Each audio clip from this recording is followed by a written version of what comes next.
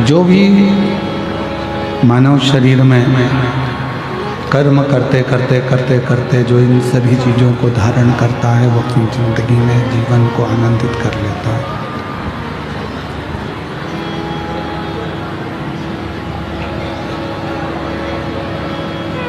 ये व्यासपीठ ढीले कम करो, आवाज क्लियर करो।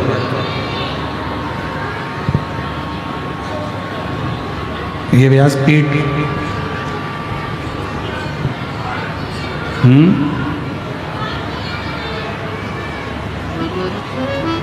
ये व्यासपीठ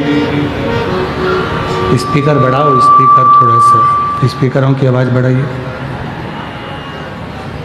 ये व्यासपीठ कभी भी नहीं करती न घर परिवार कुटुंब का नाते रिश्ते छोड़कर। व्यासपीठ हमेशा एक बात जरूर कहती है कि जिस जगह पर रहें, जैसे रहें, जिस व्यवस्थाओं में डूबे रहें, कर्म में डूबे रहें, कार्य में डूबे रहें और साथ में थोड़ा थोड़ा भगवत भजन करते चलें। सब कुछ छोड़कर भजन करना सरल है।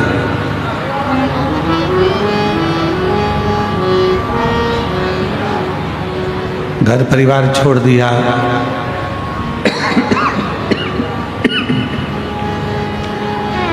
नाते रिश्ते छोड़ दिए, कुटुंब कबीला छोड़ दिया, ये सब कुछ छोड़कर कहीं पर भी बैठ जाओगे, चले जाओगे, भजन कर लोगे, सरल है। पर अपने घर में रहकर, कुटुंब में रहकर, परिवार में रहकर, नाते रिश्तों के साथ रहकर भगवत भजन करना थोड़ा कठिन है। श्रीमद् भागवत कथा में कपिल देव जी महाराज अपनी माता देवहूति को ज्ञानोपदेश देते हैं।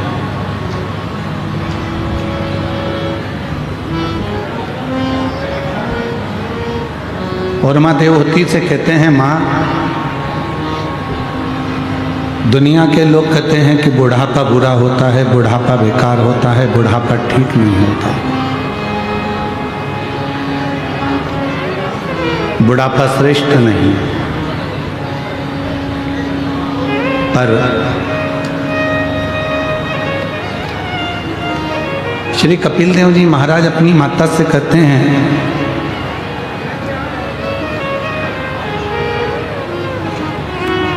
कि बुढ़ापे जैसा कोई सुख नहीं।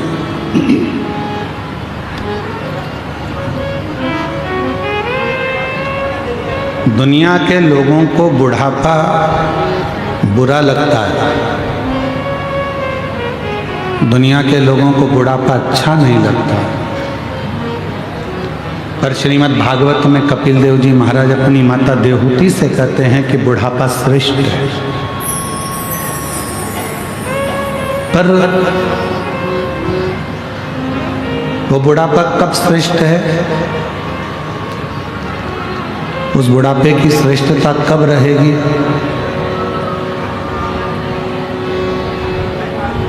माँ से कहा, माँ बुढ़ापे में दिखना थोड़ा सा कम हो जाता है, नेत्रों की ज्योति थोड़ी कम हो जाती है, तो दुख मत करो। संसार बहुत देख लिया आपने, पूरा संसार भ्रमण कर लिया आपने, पूरे संसार को आपने देख लिया। अब बुढ़ापे में परमात्मा चाहता है कि आप संसार को ना देखकर इन आँखों की रोशनी मैंने जो कम करी है, इनको बंद कर कर अपने भीतर बैठे हुए भगवान देव अधिदेव महादेव को झांकना प्रारंभ करो, देखना प्रारंभ करो। अब उसको देखो।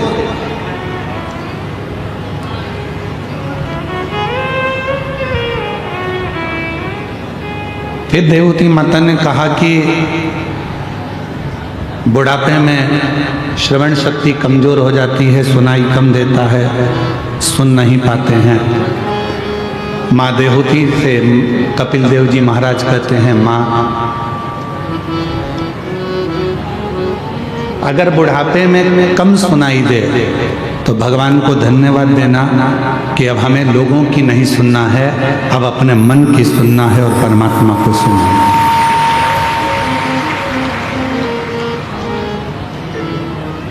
फिर कहा, बुढ़ापे में पाँव से चला नहीं जाता, तो कपिल देव जी महाराज कहते हैं, बुढ़ापा कहता है, माँ अब बहुत जगत में घूम लिए, अब एक जगह पर बैठकर भगवत नाम का कीर्तन करो, उससे बड़ा कोई सुख नहीं है।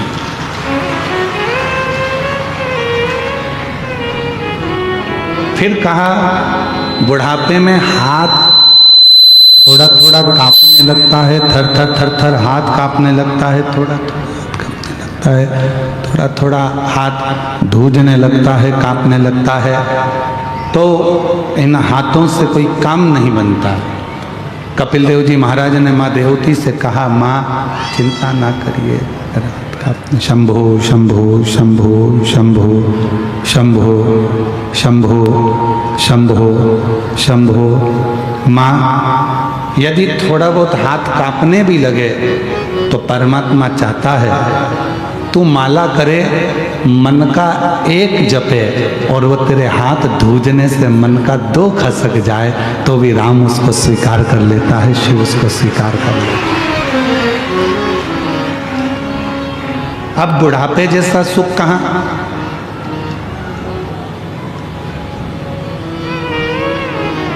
पर बचपन खेल में खोया, जवानी नींद भर सोया, बुढ़ापा देख कर रोया, सिराने मौत हंसती है।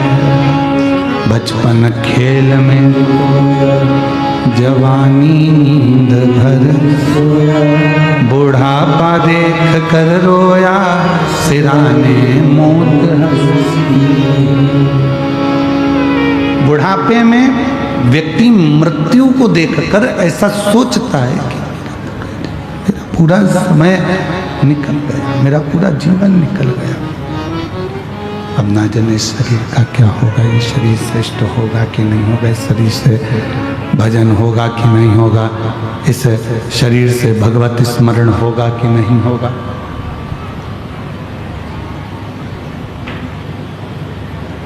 पर मेरी जीजियों, मेरे जीजाओं, मेरी बेटियों, मेरे बेटाओं, मेरी माताओं, मेरे बुजुर्ग माँ बाप, एक बात का स्मरण रखिएगा आप अपने अंदर कि बुढ़ापे से सुंदर कुछ नहीं हो सकता, जिसमें हम भगवत भजन को करें, भगवत स्मरण को करें, भगवत नाम को। ये चल रहा है स्पीकर, जरा कान लगाइए। भगवत भगवत नाम को जपें, भगवत स्मरण को करें, भगवत मंत्र जाप करें, भगवत नाम जाप करें और भगवत कीर्तन में डूबें।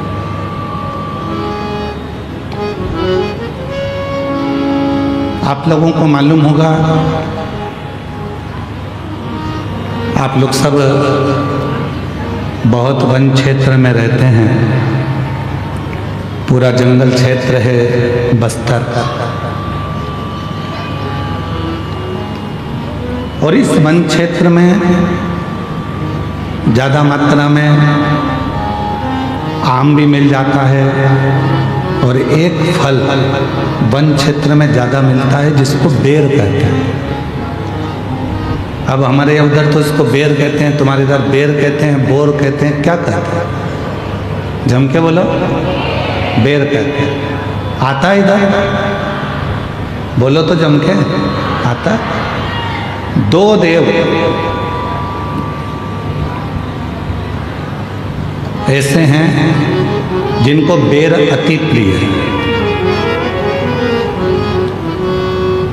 एक मेरे देवाधिदेव महादेव और दूसरे मेरे अयोध्या के श्री रामचंद्र भगवान, जिनको बेर अति प्रिय है।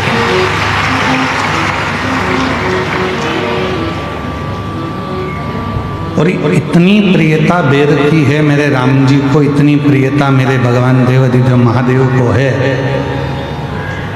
इस बेर के पीछे माँ जगत जननी ने एक बार भगवान शंकर से एक प्रश्न किया था और आप लोगों को भी उस प्रश्न का उत्तर स्मरण में होना चाहिए।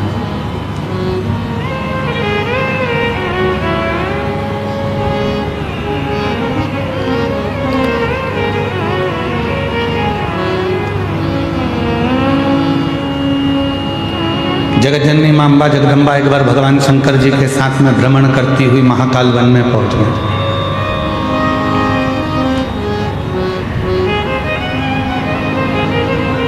पार्वती मैया शिव जी के साथ में नंदी पर सवार होकर जब महाकाल वन में पहुंची और भ्रमण कर रही थी,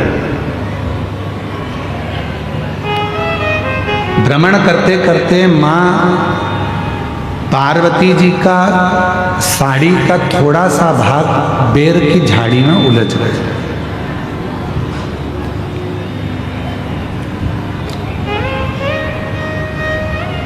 और बेर की झाड़ी में मां पार्वती जी का जब साड़ी का भाग उलझा, पार्वती मैया उसको सुलझाने लगी और देवाधिदेव महादेव थोड़ा सा आगे निकल। पार्वती मैया बेर की झाड़ी से अपने पल्लू को सुलझाकर वापिस शिव जी के पास आ गईं और उनके चरण पकड़कर महाकाल वन में मां पार्वती जी शंकर जी के पास बैठ गए। बाबा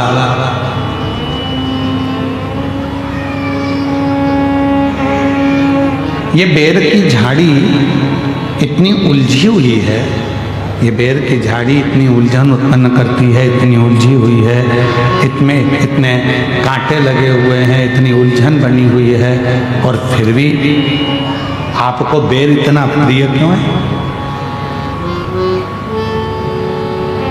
आपको ये बेर इतनी प्रियता क्यों है?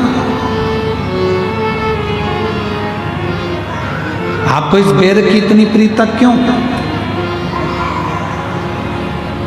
जब ये बेर की झाड़ी इतनी उलझी हुई है, इसमें कांटे इतने लगे हुए हैं, ये उलझन उत्पन्न करती है, इतनी उलझी हुई है, तो भी आपको बेर से इतना प्रेम क्यों है? शंकर भगवान ने उत्तर दिया, पार्वती संसार जैसे बेर की झाड़ी उलझी हुई है, वैसे ही ये पूरा संसार सागर उलझा हुआ है, पर उस उलझे हुए संसार सागर में भी जैसे बेर पूरी झाड़ियों में उलझा रहता है, पर बेर उस झाड़ी में अपने आप को संभाल कर रखता है और वो बेर एक दिन मेरे पास पहुंच जाता है। उसी तरह जिसने पूरे संसार में भ्रमण कर कर भी, संसार के लोगों के साथ रहने के बाद भी, संसार के जीवों में उलझने के बाद भी जो अपनी आत्मा को परमात्मा में लगा कर रखता है, शिव कहते हैं वो बेर की तरह मुझे स्वीकार होता चला जाता है।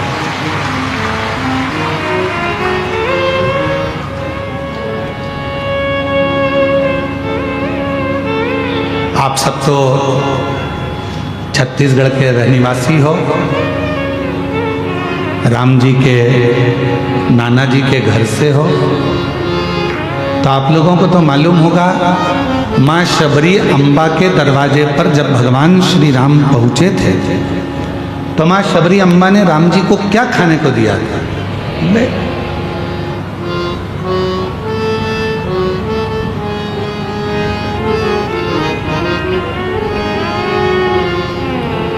और भक्तों के घर भी सांवरे आते रहा करो, दर्शन के नैन बावरे दर्शन दिया करो। कहते हैं प्रेम से प्रभु छिल के भी खा गए, कहते हैं प्रेम से प्रभु छिल के भी खा गए। ओ कहते हैं प्रेम से प्रभु छिल के भी खा गए, कहते हैं प्रेम से प्रभु छिल के भी खा गए। ओ कहते हैं प्रेम से प्रभु छिलके भी खा गए, शबरी के झूठे बेर भी खाते रहा करो, शबरी के झूठे बेर भी खाते रहा करो। दर्शन के नैन बावरे दर्शन दिया करो, दर्शन के नैन बावरे दर्शन दिया करो, भक्तों के घर भी सावरे आते रहा करो, शबरी के झूठे बेर भी खाते रहा करो। शबरी, लक्ष्मण जी पूछ रहे हैं भगवान श्री राम जी से, क्या वन में आम नहीं थे, क्या वन में केले नहीं थे, क्या वन में पपीता नहीं था, क्या वन में फल नहीं थे, क्या वन में अमरूद नहीं थे, क्या वन में कोई दूसरा फल नहीं था? शबरी ने तुमको झूठा बेर क्यों दिया?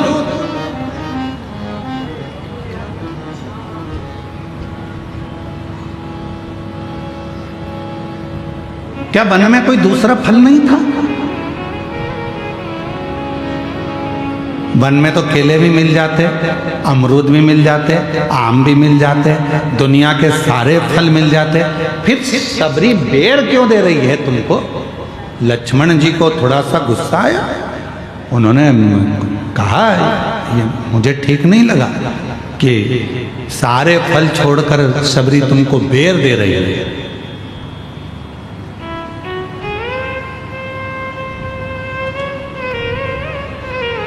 राम जी ने कहा लक्ष्मण तुम कभी नहीं समझ पाओ, ये बेर शिव की बूटी है, औषधि है। शबरी लंका में चढ़ाई से पहले आपको और हमको बेर इसलिए खिलाना चाहती है, अगर ये वो कहते हैं ना कि ये कोरोना का इंजेक्शन पहले ही लग जाता तो आधे से ज़्यादा लोग बीमार ही नहीं पड़ते। ये अगर वो कहते हैं पोलियो की दवाई पहले पी लो तो शरीर में पोलियो नहीं होता है, टिटनेस का इंजेक्शन पहले लगवा लो तो फिर लोहे से जुड़ी कोई प्रॉब्लम खड़ी नहीं होती है, कोई बीमारी नहीं आती है। उसी तरह ये अगर थोड़ी सी बेर रूपी औषधि शिव की हमको प्राप्त हो गई तो समझ लो कि आगे चलकर हम रोग से ग्रसित नहीं हो पाए, रोग से नहीं। तो शबरी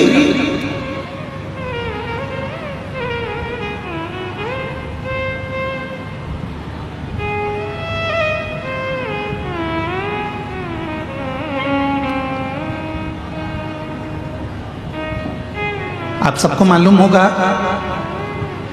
लक्ष्मण जी को राम जी ने बेर दिया था शबरी का झूठा वाला, और राम जी ने लक्ष्मण जी को दिया तो लक्ष्मण जी ने खाया था क्या? क्या करा? फेंक दिया। फिर लक्ष्मण जी को बाद में खाना पड़ा। कब? जब लक्ष्मण जी मूर्छा खाकर गिर गए, संजीवनी लेने हनुमान जी गए, लोग कह रहे थे वो संजीवनी लेने गए हैं, पर राम जी मुस्कुरा रहे थे कि संजीवनी नहीं है, जो शबरी ने बेर दिया था वो तूने खाया नहीं था, फेंक दिया था, वो पर्वत पर जाकर गिर गया था। उस पर्वत पर बेर का जो पौधा लगा था उस पौधे की पत्ती का रस तुझे निचोड़ कर दिया गया, तब जाकर तू उठ कर बैठा, तब नहीं खाया, अब खा।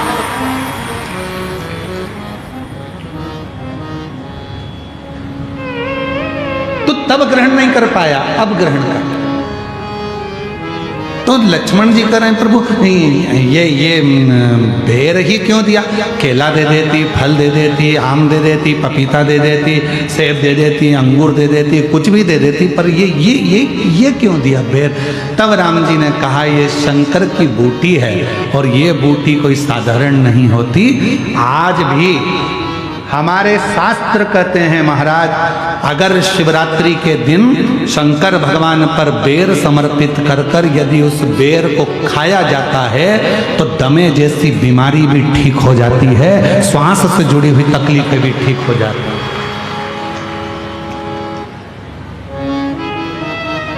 जिस व्यक्ति को चलने में हाँपड़ी भराती है, थोड़ी दूर चलकर बहुत तेज हाँपने लगता है, उसके दम भराने लगता है, सांस फूलने लगती है और उसको 10 जगह पर बैठना पड़ता है। किसी से बात करते करते उसको दम भरा जाती है, ठंड का समय है उसको दम भरा जाती है, सांस भरा जाती है, बोल नहीं पाता है, उसको बार बार उसके लंग्स इन्फेक्शन होने लगते हैं। उस व्यक्ति को शिवरात्रि के दिन शंकर भगवान पर एक बेर चढ़ाकर उस बेर को अवश्य खाना चाहिए, तो वो फेफड़े की बीमारी हो, लंग्स की बीमारी हो, चाहे कैसा भी हमारा दमा भरा ना हो, वो ठीक हो जाता है। एक बेर जो मेरे भगवान राम जी को शबरी ने दिया वो बेर साधारण नहीं था, जो माँ पार्वती जी ने शंकर जी को समर्पित किया वो बेर साधारण नहीं था, जो माँ सती जब भगवान शंकर के साथ में कुंभज ऋषि के आश्रम में कथा श्रवण करने के लिए गई और बाबा कुंभज बाबा के आंगन में से एक बेर उनकी आज्ञा से तोड़कर शिव को समर्पित करती हैं और शंकर भगवान को श्री राम जी का दर्शन हो जाता है, वो बेर साधारण नहीं था, वो बेर सहजता का विषय नहीं है।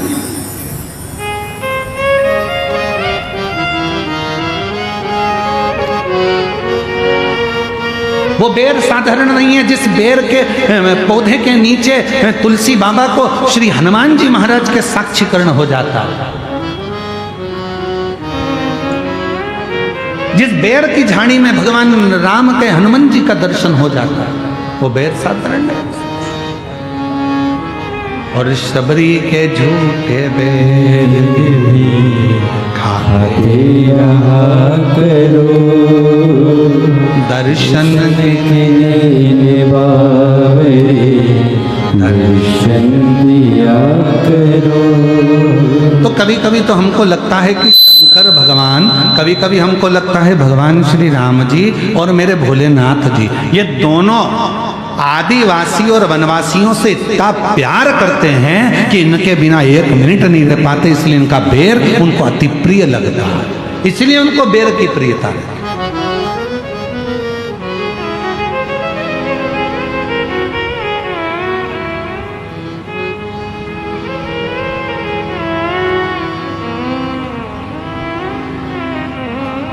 कोई भोलेनाथ जी को बूढ़ा देव कहता है, कोई कुछ कहता है, कोई कुछ कहता है, कोई गरम देव कहता है, कोई ये देव कहता है। शिव का वही स्वरूप, आप किस स्वरूप में पूछ रहे हैं, आप किस स्वरूप में मान रहे हो, ये आपके ऊपर निर्भर करता है।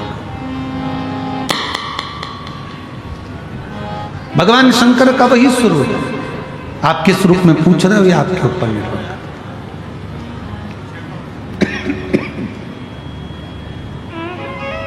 शिव कथा कर लक्ष्मण जी ने पूछा भगवान श्री राम जी से, शबरी अम्बा को बहुत सारे फल मिल जाते पर शबरी अम्बा ने बेर ही क्यों ला कर दिया?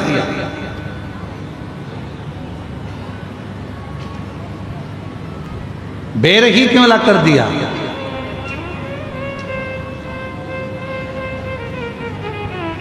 भगवान राम जी मुस्कुराकर बोले, शबरी अम्बा बहुत समझदार है, उसको मालूम है शबरी बोलना नहीं जानती है, स्तुति करना नहीं जानती है, आराधना साधना करना नहीं जानती है, बहुत मंत्र नहीं जानती है, इसलिए उसने बेर लाकर दे दिए और बेर भी झूठे कर दिए हैं कि मैं नहीं बोल सकती अपने मुख से मेरे दिल की बात, ये बेर बोलेंगे आपसे, क्योंकि बेर बताता है कि जैसे मैं झाड़ियों में रहा, मैं उलझनों में पड़ा रहा, आखिरी में आपने मुझे स्वीकार कर लिया। शबरी कह नहीं सकती ये बात, पर वो बेर देकर शबरी कहना चाहती है कि मैं संसार की उलझनों में पड़ी रही, अब आप मुझे अपने चरणों में स्वीकार कर लीजिए, अब आप मुझे अपने चरणों में ले। ये बेर के माध्यम से, ये कपूर के माध्यम से शबरी कह नहीं पा रही है। कई माताओं की आदत होती है बोल नहीं सकते। अभी हम कल बारसूर गए थे यहाँ पास के गांव में, तो वहाँ आदिवासी वनवासी क्षेत्र की मेरी जीजियों से बातचीत हो रही थी। तो इतने में एक जगह पर हम लोग रुके, वहाँ कोई वनवासी बहन सामने खड़ी हुई थी। तो उसके सामने किसी कैमरे वाले ने जैसे ही अपना माइक लगाया, जीजी आप बोलो, आपको कैसा लग रहा है, तो वो तुरंत अपना मुंह फेरी और चली गई, कुछ बोली नहीं वो। मतलब आज भी ये क्षेत्र, बस्तर क्षेत्र का आज भी वनवासी आदिवासी इतना पवित्रता का जीवन जी रहा है कि तुम्हारी आज की भाग दौड़ से वो बिल्कुल अलग है और अपनी जिंदगी को सात्विकता के साथ जी रहा है। उसे मतलब नहीं है तुम्हारे यहाँ कितने फ्रिज हैं, उसको तो पानी का मटका भला है। उसको मतलब नहीं है कि तुम्हारे यहाँ कितनी वॉशिंग मशीन है, उसको तो हाथ का सिलवट्टा अच्छा लग रहा है। उसको मतलब नहीं है कि तुम्हारा 4 मंजिला मकान कैसा है, उसको तो अपना झोपड़ा आनंद दे रहा है। उसको मतलब नहीं है कि तुम्हारे यहाँ कितने कालीन बिछे हैं, उसको तो दरी फटी हुई उस पर सोने में उसको आनंद मिल रहा है। आपको बीपी और शुगर की गोलियां खाना पड़ रही है, उसको शुगर और बीपी की गोलियां नहीं, उसको तो भगवान की अविरल भक्ति से वो स्वयं कैसा भी पानी पी ले, खड्डे में भरा हुआ पानी, मटके का पानी, कुएं का पानी, हेडपंप का पानी, और ना जाने कितने दिन का किसी खड्डे में पानी भरा है, वो भी अगर पानी नहीं मिलता तो भर कर ले आती है, अपने बच्चों को पिलाती है, खुद भी पीती है और बीमार नहीं पड़ती। क्यों? क्योंकि उसकी रखवाली करने वाला वो भैरम देव, उसकी रखवाली करने वाला बूढ़ा देव, उसकी रखवाली करने वाला मेरा महादेव साक्षी में खड़ा है। उसको जरूरत नहीं है तुम्हें देखना पड़ता आरओ का पानी है कि नहीं, बिस्लेरी का पानी है कि नहीं, बॉटल कैसी है, बॉटल कैसी है, बच्चा छोटा है कुनकुना पानी दे दो, बच्चा ऐसा है, बच्चे की माँ का जापा हुआ है, उसका ध्यान रखना, ठंडे पानी में हाथ मत डालना, ये मत करना। उसके घर में कोई करने वाला नहीं है, तो भी बच्चे को जन्म देकर दूसरे दिन उठकर अपने काम में लग जाती है, एक गुड़ की खोड़ी लेकर खा लेती है। तुम्हारे जैसा लड्डू बनाकर नहीं खाती जाते का। 1 महीने तक लड्डू नहीं सूती, नहीं खाती, एक गुड़ की खोड़ी ली, इतना सा नारियल का खोपरा मां दंतेश्वरी की कृपा से लिया, खाया और अपने बच्चे को बड़ा करने लगती है। और छोड़ दिया रोड पर, बच्चे को सुला दिया। तुम्हारे बच्चे को जरा सा सुला दो, अरे मम्मी धूल लग जाएगी, अरे मम्मी एलर्जी हो जाएगी, और उसकी औलाद दिन भर आनंद से मिट्टी में पड़ी हुई है, खेल रही है, और तुम्हारी औलाद पिंजरे में रह रहकर पिंजरे की हो गई, और उसकी औलाद शेर होकर आज भी जंगल में भ्रमण कर रही है। ये वनवासी होते हैं, ये आदिवासी होते हैं। सीखो, अरे ओ दंतेवाड़ा वालों सीखो।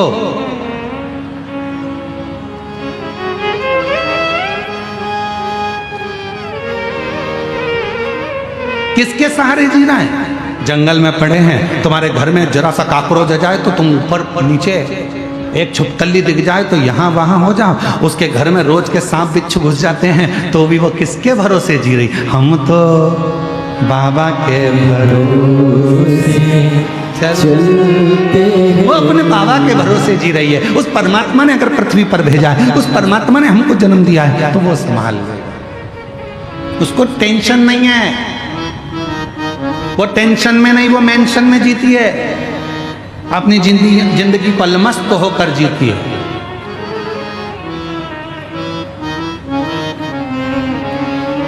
सास कह दे तुमको बेटा 1 गिलास पानी ला दे, तो तुम्हें चक्कर आ जाते हैं, और वो अपने सिर पे लकड़ी का गड्ढा रखकर, बच्चे को साइड में रखकर पूरा बोझा ढोती हुई बढ़ती चली जाती है, पूरा।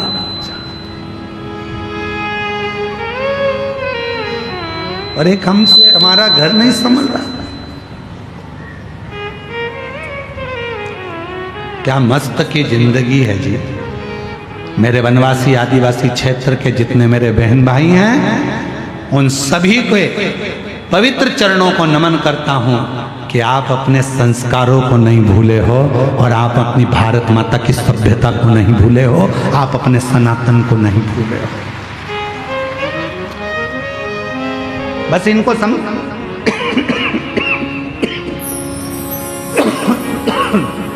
इनको समझाने वाला चाहिए, केवल समझाने वाला।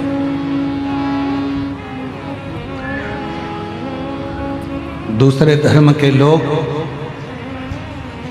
इनसे लाभ उठा, दूसरे धर्म के लोग इनसे फायदा उठा रहे।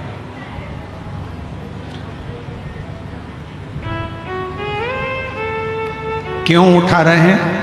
उसमें गलती किसी दूसरे की नहीं है, गलती अपनी है। हमने आपने इनको दूर कर दिया था, बहुत दूर।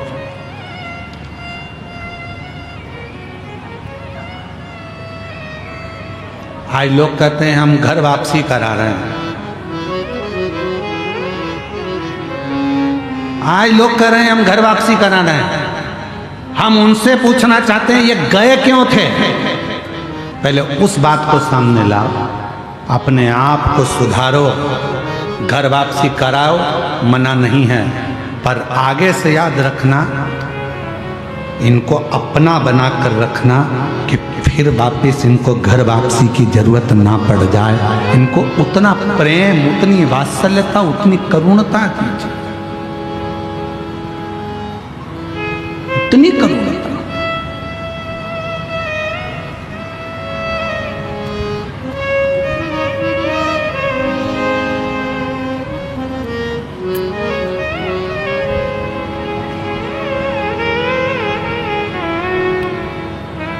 महाराज, संभालना आपको और हमको है। मेरे राम जी कह रहे हैं कि शबरी कह नहीं सकती। होता है आदिवासी वनवासी क्षेत्र में, मेरी जीजियाँ, मेरे जीजा, मेरी बेटियाँ, बेटे, मेरी माताएं बोल नहीं पाती, अपनी पूरी बात नहीं कर पाती, तो वो बेर देकर, शबरी अम्बा एक बेर देकर राम जी को उस बेर को झूठा कर कर कह रही है कि मैं नहीं बोल सकती। बेर झूठा करना मतलब मैं नहीं बोल रही हूँ, अब मेरी जगह पर ये बेर बोलेगा, तो झूठा करा और दिया कि मैं नहीं बोल सकती, ये बोलेगा। और राम जी ने उस बेर को लिया, देखा। लोग कह रहे थे कि बेर को मेरे राम देख रहे थे, नहीं, बेर की बात राम सुन रहे थे। ये वो शबरी है जो अपने पिता के घर से आपके लिए दौड़ कर आई है, वन में जीवन निकाल रही है। ये वो शबरी, और अब इसको स्वीकार कर लीजिए।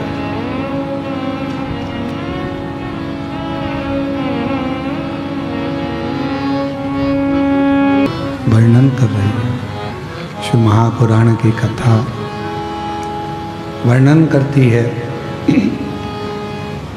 शिव को और राम जी को अति प्रिय है बेर, अति प्रिय। शबरी अम्बा खुद भगवान से कुछ कह नहीं सक रही, बोल नहीं पा रही। एक बेर को झूठा कर कर भगवान को दे देना, अर्थात मैं नहीं बोल पा रही हूं पर मेरी ओर से ये बेर बोले, मेरी ओर से।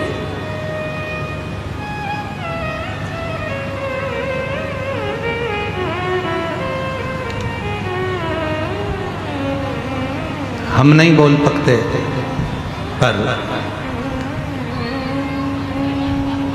जो तुमने भगवान को समर्पित करा, आप सबको मालूम है बेलपत्री शिव जी को क्यों चढ़ाई जाती है?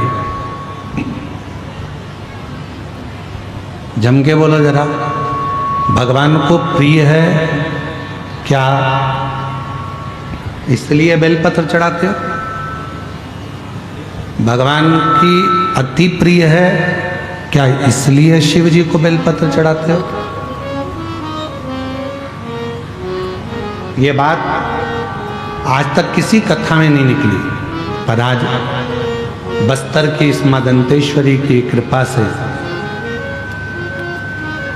मां दंतेश्वरी की आज्ञा से अगर ये कथा निकली है तो उसको स्मरण करें। शिव को बेलपत्र क्यों चढ़ाई जाती है? किस लिए? शिव को प्रिय है इसलिए, पार्वती जी का स्वरूप है बेलपत्र इसलिए, माँ लक्ष्मी का स्वरूप है बेलपत्र, इसलिए या भगवान शंकर वन में निवास करते हैं, जंगल में रहते हैं, तो बेलपत्र से उनका श्रृंगार हो जाता है, इसलिए नहीं। शिव को बेलपत्र क्यों चढ़ाई जाती है? हम जब अपने मन का कोई बात खुद नहीं कह सकते, तो ये बेलपत्र को जब हम स्पर्श कर कर हृदय से बाबा को दिल से, भले कुछ मत बोलो, पर आप एक बेलपत्र जब शिव को चढ़ाते हो तो आपकी जगह ये बेलपत्र शंकर भगवान को शिवलिंग पर चढ़ते से ही आपके बारे में कहना प्रारंभ कर देती है कि आपकी मन की दशा क्या, आपके मन का भाव क्या, आप क्या कहना चाहते हो, क्या बोलना चाहते हो, क्या वर्णन करना चाहते हो। तो कहा गुरुजी हम कैसे मान सकते हैं, कोई प्रूफ दीजिए। आज के लोग थोड़ी ना मानेंगे कि बेलपत्र से ऐसा है कि आप कुछ मत बोलो और बेलपत्र शिव जी को चढ़ा दो और शंकर भगवान उस बेलपत्र को स्वीकार करके समझ जाएंगे। इसका कोई प्रूफ है? बेर दिया, बेर ने भगवान राम जी से कहा कि सबरी की दशा ये है। बेलपत्र दी तो बेलपत्र ने भगवान शंकर से कहा कि इस भक्त की दशा ये है। इसका कोई प्रमाण मिलेगा क्या? तो द्वापर की कथा में भगवान सुदामा जी के चरित्र में मिलेगा।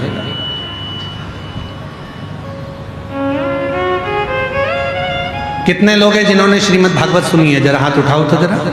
जिन्होंने भागवत सुनी, भले टीवी पर सुनी, चाहे कहीं पर भी सुनी, सुनी तो है ना? रख रख। सुदामा जी ने भगवान कृष्ण से कहा था क्या कि मेरे घर में कुछ भी नहीं है प्रभु, खाने के भी लाले पड़े हैं, मेरे बच्चे भूखे हैं प्रभु, मेरे घर की दशा ठीक नहीं है प्रभु। कहा था सुदामा जी ने? जम के बोलो जरा। नहीं था। फिर भगवान को कैसे मालूम पड़ा कि इसकी दशा ऐसी है? कब?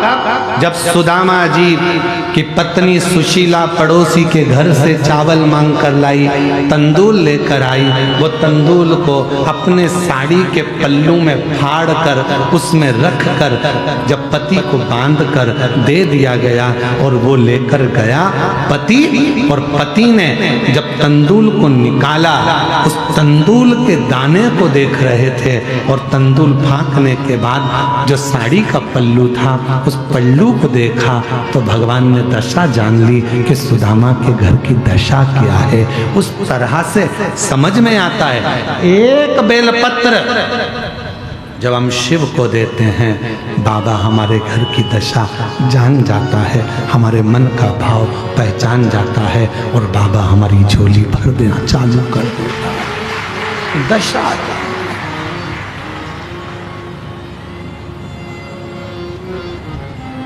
बहुत दिन हो गए भोले से बिछड़े, बहुत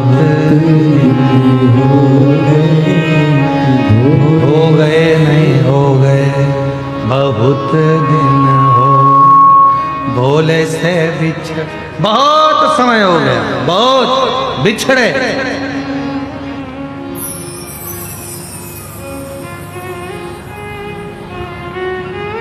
भोले से बिछड़े, शंभू से बिछड़े, भोले से बिछड़े, शंभू से बिछड़े, बहुत दिन हो भोले से बिछड़े, बहुत दिन हो गए भोले से।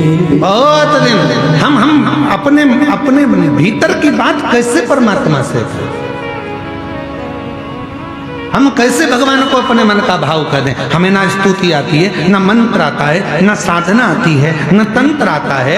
और एक और प्रसंग सुन लीजिए। आज मां दंतेश्वरी की कृपा से एक प्रसंग और सुनिए, कितना सुंदर प्रसंग है। जब भोले बाबा ने प्रथम बार मेरे भोलेनाथ ने डमरू बनाया और डमरू का नाद किया तो उसमें से स्वर निकलना प्रारंभ हुए। पहली बार सृष्टि का संतुलन मेरे भोलेनाथ ने करना प्रारंभ कर दिया। पहली बार पार्वती जी ने पूछ लिया, बाबा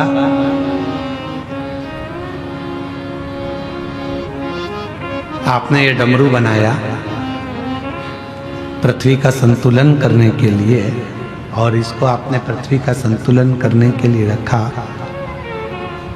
इसमें से स्वर निकल रहे हैं, स्वर प्रशीत हो रहे हैं। बाबा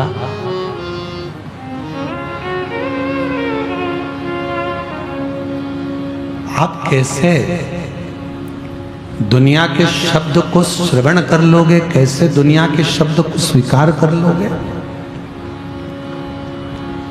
किसके मन में क्या चल रहा है आप कैसे स्वीकार कर सकते हो? शिव जी ले गए पार्वती को सुंदर वादियों में भ्रमण कराते कराते आज मेरा बाबा केदार खंड में पहुंच गए, केदार खंड में। और बाबा केदारनाथ जी का जो शिला सुंदर सुंदर पर्वत कंदरा उत्तराखंड की देवभूमि, जहां पर बह रहे थे झरने, उन झरनों में से पानी गिर रहा था। तब एक वृक्ष का पत्ता पड़ा हुआ था सूखा, उस वृक्ष के पत्ते पर एक एक पानी की धीरे धीरे तरंगे गिर रही थी और पत्ते में से स्वर निकल रहा था। मेरे भोले बाबा पार्वती से कह रहे थे जरा कान लगा कर सुनो क्या बोल रहा है, क्या बोल रहा है, कान लगाओ सुनो, श्रवण करो, सुनो पार्वती वो क्या बोल रहा है। पार्वती को कुछ समझ नहीं आया, पार्वती कुछ समझ नहीं पाई, समझी नहीं मां। माता पार्वती जी जान नहीं पा रही थी।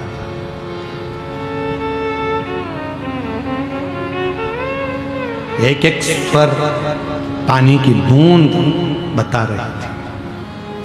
तब भगवान देवाधिदेव महादेव ने माता पार्वती से कह दिया, सुनो जगत जननी जगदम्बा अम्बा पार्वती, जल की धार व्यक्ति ना बोले, जो जल की धार मुझ पर पड़ती है मैं उस धार से समझ जाता हूं कि गंगा क्या कहना चाहती है, गंगा के शब्द क्या है, गंगा क्या बोलना चाहती है, यमुना क्या कहना चाहती है, सरयू कावेरी मंदाकिनी गोदावरी इंद्रावती ये क्या कहना चाहती है, मैं समझ जाता।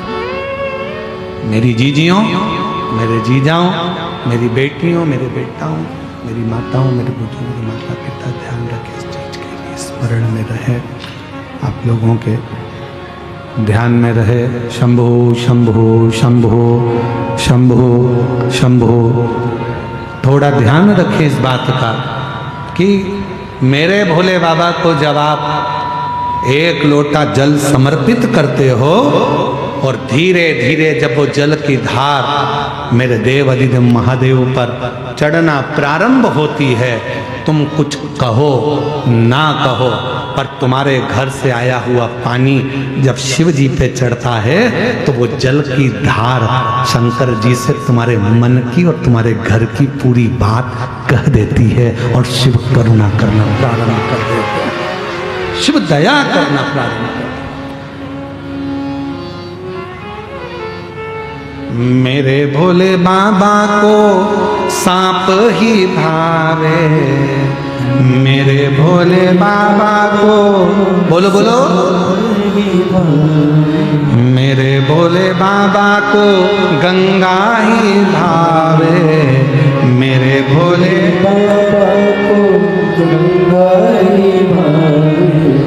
बहुत दिन हो गए गंगा को देखे, बहुत दिन हो गए गंगा को देखे, बहुत दिन हो गए गंगा को देखे, बहुत दिन हो गए गंगा को हमने बहुत दिन से गंगा धार चढ़ रही है, शिव जी के ऊपर जल की धार लग रही है, शंकर के ऊपर धार चढ़ रही है। आप जब रोज एक लोटा जल लेकर शिव के दरवाजे पर जाते हो, शंकर के पास पहुंचते हो, शंकर भगवान के नजदीक में जाते हो, एक लोटा जल जब चढ़ाते हो तो वो धार आपके मन की, आपके घर की सारी बात शिव को कह देते हैं, शंकर को।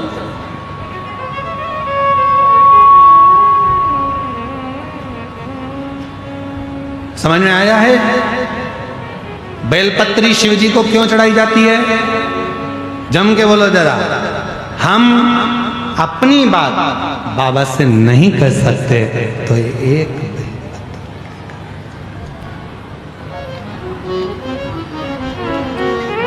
एक बेलपत्र को लेकर हम भगवान देव अधिदेव महादेव से जब उनको समर्पित करते हैं तो अपने दिल की बात, हृदय की बात शिव को कह देते हैं, मन की बात भगवान को अपने हृदय की बात कह देते हैं।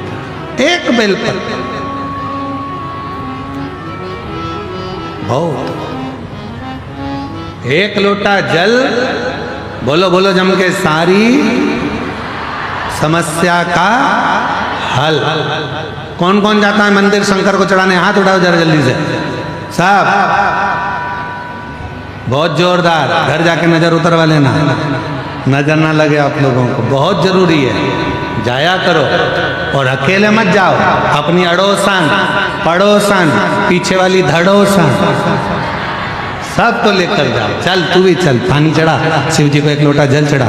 कितनी भी तकलीफ होगी बाबा निपटा देगा, कितना भी दुख होगा बाबा समाप्त कर देगा। क्यों चिंता करती है? इधर उधर मत जाना, किसी दूसरे के कहने में मत फंस जाना, दूसरे धर्म में मत पहुंच जाना। अपने सनातन धर्म में 33 कोटि देवताएं, 33 कोटि देवता, 33 कोटि। तेरा मन करे भैरम देव को मान, तेरा मन करे बूढ़ा महादेव को मान, तेरा मन करे शिव को मान, तेरा मन करे देवी को मान, तेरा मन करे तो दत्त को मान, तेरा मन करे तो राम जी को मान, तेरा मन करे तो कृष्ण जी को, तेरा जैसा मन करे, तेरा जैसा मन कर जाए वैसा तू मान, वैसा भजन कर। और मेरे भोले बाबा को गौरा ही भावे, मेरे भोले बाबा को गौरा ही भावे। बहुत दिन हो गए गौरा को देखे, बहुत दिन हो गए गौरा को देखे। ये बहुत दिन हो गए। हाँ, हम माता के स्मरण नहीं करें, हम शिव का स्मरण नहीं करें। एक बेलपत्र हमारे मन की दशा को शिव से कह देती है, एक लोटा जल हमारे मन की दशा को शंकर भगवान से कह देता है। और तो और शिव महापुराण की कथा कह रही है, कितनी सुंदर प्रसंग को भगवान वर्णन कर रहे हैं। वेद व्यास जी ने लिखा, कुंभज ऋषि के आश्रम में, अगस्त ऋषि के आश्रम में भगवान शंकर माता सती को लेकर कथा श्रवण करने के लिए पहुंचे और कुंभज ऋषि कथा कह रहे थे, भोलेनाथ जी को भी देख रहे थे और सती माता को भी देख रहे थे। उस समय पर सती मैया कुंभज ऋषि से कुछ नहीं कही, तो भी कुंभज बाबा सती के हृदय के भाव को समझ गए थे। सती के हृदय के भाव,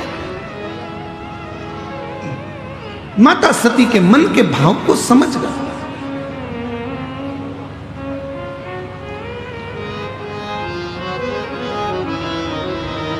कुछ मत कहो तो भी बाबा समझ जाता है। आप लोगों को एक बात कही थी, किस किस को याद है जरा उत्तर देना। शिव जी को एक लोटा जल नहीं चढ़ा सकते हैं, मत चढ़ाओ। बेलपत्र भी नहीं चढ़ा सकते हैं, मत चढ़ाओ। शंकर के मंदिर में जाकर 3 बार ताली बजा दो, वो भी नहीं कर सकते, दर्शन कर लो। वो भी नहीं कर सकते, हर हर महादेव बोल लो। वो भी नहीं कर सकते तो एक काम करो कि मंदिर के सामने से निकल कर चले जाओ। वो भी नहीं कर सकते तो शंकर जी के मंदिर का शिखर का दर्शन कर लो। बस इतना तो कर सकते हो। उतने में भी मेरा देव अधिदेव महादेव कृपा करना प्रारंभ कर देता है, वो छोड़ता नहीं, उतने में भी कृपा कर देता है।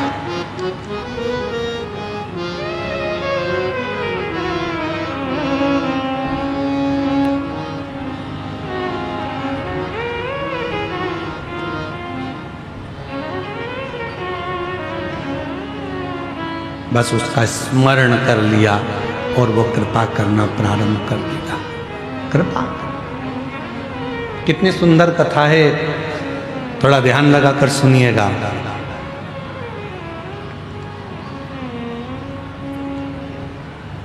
माँ जगत जननी पार्वती जी को लेकर भगवान शिव पहुंचे एक सरोवर के पास।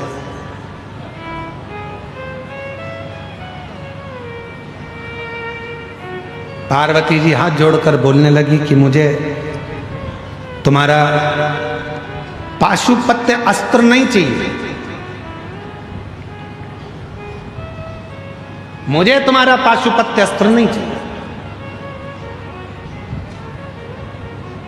केवल दो चीज चाहिए, एक पाशुपत्य व्रत दे दो मुझे और एक पाशुपत्य योग दे दो। एक मुझे योग दे दीजिए और एक मुझे व्रत दे दीजिए। तो शंकर भगवान ने फिर कहा कि देखो पार्वती, तुम एक काम करो कि इन तीन में से कुछ एक मांग लो। तुम्हें पाशुपत्य अस्त्र नहीं चाहिए तो तुम या तो पाशुपत्य योग ले लो या पाशुपत्य व्रत ले लो। पार्वती जी ने कहा भोले बाबा, मैंने जब आपसे मैंने शादी नहीं करी थी, जब मेरा विवाह नहीं हुआ था, तब मैंने आपके बहुत व्रत करे, तो अब मेरा मन करता है, मेरा दिल करता है कि आप व्रत की जगह मुझे पाशुपत्य योग सिखा दो। ठीक है। शिव जी बैठ गए, सरोवर का तट था, पार्वती मैया सामने बैठ गई और बाबा भोलेनाथ जी पार्वती जी को अपना योग सिखाने लगे और योग का ज्ञान देने लगे। ध्यान दीजिएगा थोड़ा, योग सिखा रहे हैं, योग का ज्ञान दे रहे, दोनों चीज चल रही। अब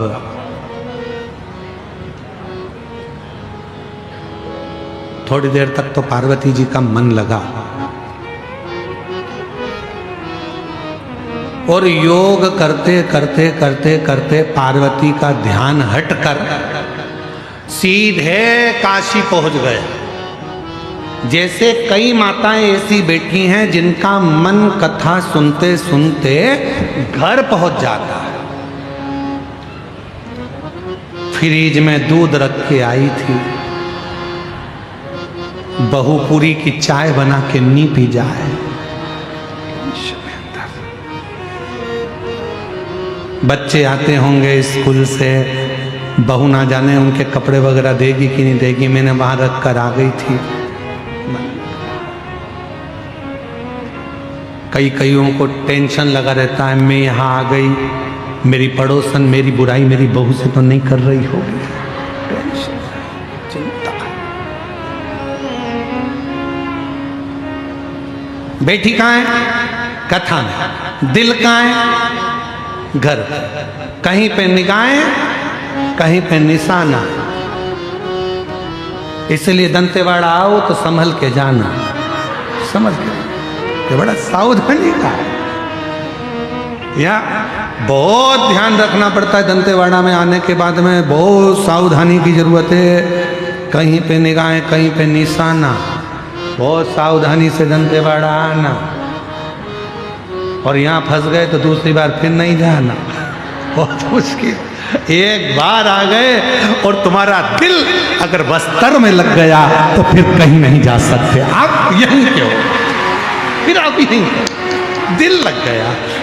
तुम देखना कई लोगों की ड्यूटी लगते लगते या नौकरी करते करते 8-10 साल हो जाते ना, फिर वो सोचते हैं कि अब मन नहीं करता बस्तर को छोड़ने का। भले वनवासी क्षेत्र है, आदिवासी क्षेत्र है, पर शांति बहुत है, बहुत शांति, बहुत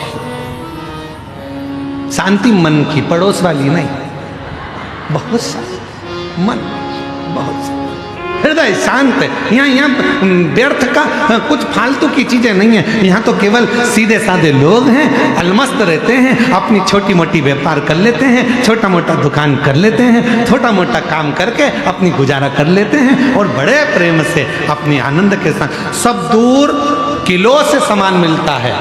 बस्तर में हमने देखा, जब हम अभी वो गांव गए थे तो वहाँ पर मिर्ची का इतना बड़ा ढेर, टमाटर का इतना बड़ा ढेर, और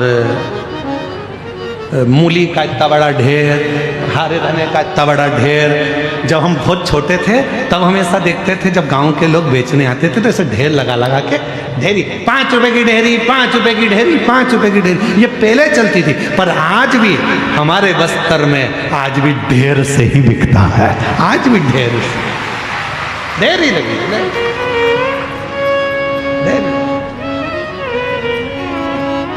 और हमने क्या देखा जब हम गांव गए, अभी तो हम एक ही गांव घूमने गए हैं भैया, अभी 2-4 गांव घूम आएंगे तो फिर हम नहीं जाएंगे।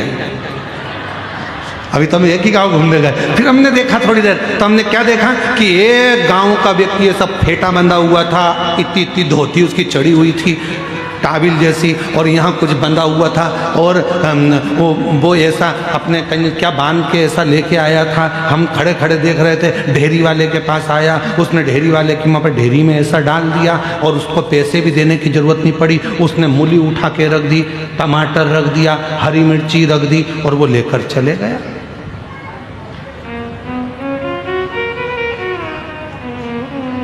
हम पहुंचे सब्जी वाले के पास, ये बिना पैसे की क्या चीज है? अरे तुम्हें क्या मालूम, गोंद है, ये सब्जी से ज्यादा महंगी है। मतलब आज भी आदान और प्रदान चल रहा है कि तुम दोगे तो हम देंगे। इससे जोरदार बस्तर और क्या होगा? प्यार दो और प्यार लो, इससे जोरदार बस्तर और क्या होगा? बस्तर प्यार देता है, बस्तर करुणा देता है, बस्तर वात्सल्यता देता है, और छत्तीसगढ़ का ये बस्तर जीने की कला देता है। आप जियो या आपकी जिंदगी प्यार। ए छत्तीसगढ़ वालों, तुम्हें गौरवान्वित होना चाहिए कि ये बस्तर तुम्हारा दिल है, ये बस्तर तुम्हारी जान है, और ये बस्तर तुम्हारी जिंदगी है। ये वो बस्तर है जो प्रेम, करुणा, वात्सल्यता और जीने की कला देगा। और कई कई लोग बस्तर में रहने के बाद भी आंख में आंसू भर के हम दूसरी जगह चले जाएंगे। काय को जाएंगे? यहीं छाती पे मूंग डलेंगे। काय को जाएंगे? यहीं रहो। बहुत दिन हो भोले से बिछड़े, बहुत दिन। अरे बोलो बोलो बोलो बोलो, तुम तो बोलो। भोले से बिछड़े, भोले जी से बिछड़े, महादेव से बिछड़े, भोले जी से बिछड़े, महादेव से बिछड़े, बहुत दिन हो गए भोले से बिछड़े, बहुत दिन हो भोले से बिछड़े। कहाँ जाना? हम ना जाए, हम कहीं नहीं जाएंगे, हम तो यहीं, कहीं नहीं, बस यहीं यही। पार्वती, चलो तुम्हें योग, पार्वती का हृदय विचलित हो जाए, मन चलेगा। ये मन जो है ना, ये बड़ा विचलित है, बहुत जल्दी भटक जाता है, बहुत जल्दी। कथा दिल लगाकर सुन रहे हो, इतने में से कोई निकल कर गया, अभी तक मन था कथा में, जैसे कोई निकल कर गया।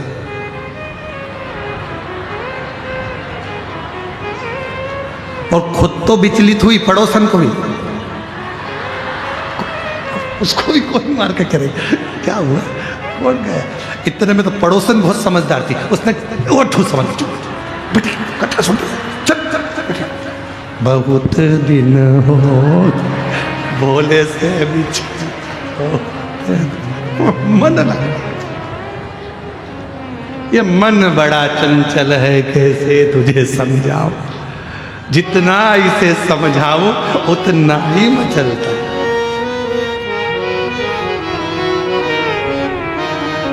हम भी हमारे दो को बहुत समझा रहे हैं। बहुत दिन हो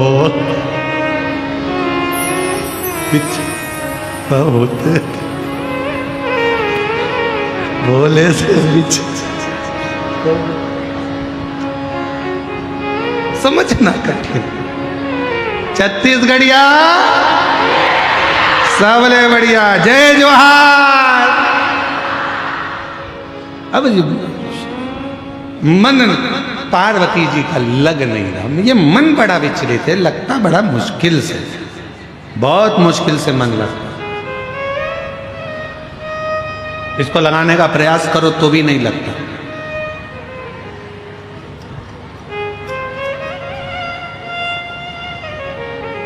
एक पति की पत्नी की नौकरी लग गई रायपुर में, सूचना विभाग में।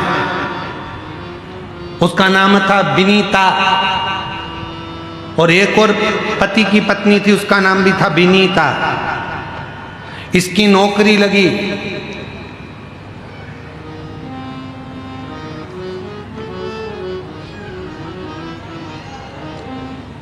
और ये अपने पति से कहकर चली, मैं पहुंचते से फोन कर दूंगी, तुम चिंता मत करो, तुम्हें जल्दी बुला लूंगी रायपुर, हो।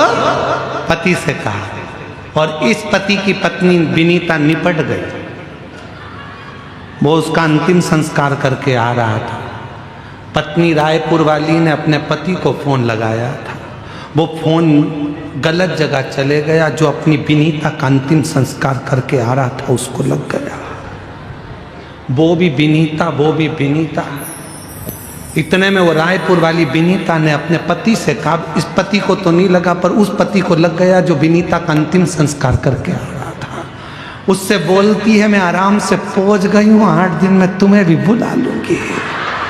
पति को अटैक आ गया। लोगों ने फेफड़े दबाए, खूब प्रेशर दिया, उसे पानी का छींटा देके उठाया। हुआ क्या, ऊपर पहुंच गई और फोन करके बोल रही है, 8 दिन में मुझे भी बुला लेंगे। इतने में सारे गांव के लोगों ने समझाया, पागल मत हो जा, ऊपर कोई फोन लेके गई है और कोई विनीता का आ गया फोन तेरे मोबाइल। टेंशन में पड़ गया। ये मन बढ़ना चाहिए, ये बड़ा विचलित हो रहा है, इसको समझा। बहुत दिन हो गए से बिछड़े, बहुत दिन हो गए भोले से। वो तो मिलना कठिन है, समझे।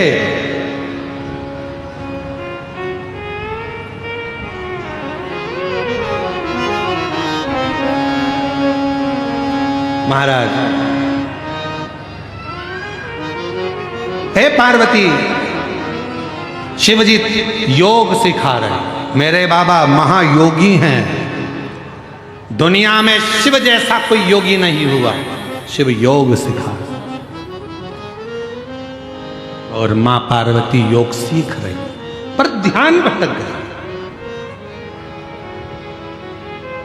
ध्यान, और जो ध्यान भटका, पार्वती जी का स्मरण काशी में पहुंच गया। काशी, शिव जी लगे योग सिखाने में, ज्ञान देने में, पार्वती का ध्यान गया काशी में। तभी एक मछली जिसके गर्भ में बच्चा था, मछली के गर्भ, और मछली के गर्भ में जो बच्चा था, मछली ने स्थिर होकर शंकर के उस योग को पूरा सीख लिया। गर्भ में जो बच्चा था वो योग सीख रहा था।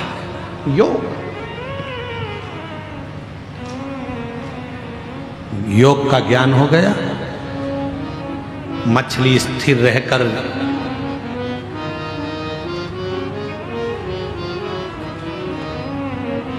योग सीख रहा है बच्चा। थोड़ी देर हुई, योग पूरा हुआ। शिव जी ने पार्वती जी से कहा, हर हर। पार्वती जी का ध्यान टूटा। काशी से मन हटकर वापस शिव जी के पास आया। पार्वती, योग सीखा? हाँ, सीख लिया। हाँ, 7 प्रश्न है पार्वती, उत्तर देना प्रारंभ करो। मेरे को समझ में आना चाहिए कि तुमने कितना सीखा। पार्वती जी घबरा गई, मन तो हमारा काशी चले गया, ध्यान था नहीं, मन नहीं था हमारा, काशी चले गया। शिव जी ने पहला प्रश्न किया, पार्वती जी उत्तर नहीं दे पाई तो मछली के पेट में जो बच्चा था उसने उस प्रश्न का उत्तर दिया। दूसरा प्रश्न किया शिव जी ने, मछली के अंदर जो पेट में बच्चा था उसने उत्तर दिया। तीसरा प्रश्न किया, मछली के पेट में से आवाज आई, तीसरे प्रश्न का उत्तर दिया। जब 7 प्रश्नों में 7वें नंबर का प्रश्न था, शंकर भगवान ने कहा पार्वती बोलो।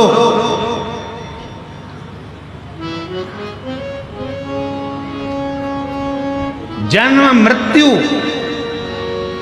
व्याधि बीमारी रोग आदि से मुक्त करने का सबसे सुंदर तरीका कौन सा है? पार्वती जी मौन थी, तभी उसी पल मछली के पेट में से फिर आवाज आई, केवल एक शिव नाम सारी व्याधियों को, दुख को, तकलीफ को मिटा देता है। मछली के पेट में से आवाज आई। शिव जी का ध्यान गया, भगवान देवाधिदेव महादेव ने आवाज लगाकर कहा, इस मछली के पेट में कौन है? निकल कर बाहर आए। तभी मछली के उदर से एक बालक प्रकट हुआ। शंकर जी ने देखा, इतना सुंदर बालक है, इसने मेरी योग साधना सीखी है।